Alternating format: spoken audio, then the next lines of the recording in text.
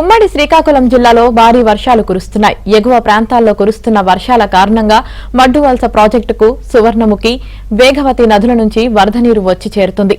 అధికారులు 8 గేట్లను ఎత్తివేసి 17,000 క్యూసెక్కుల నీటిని దిగువ నాగావళి నదిలోకి విడిచిపెట్టారు.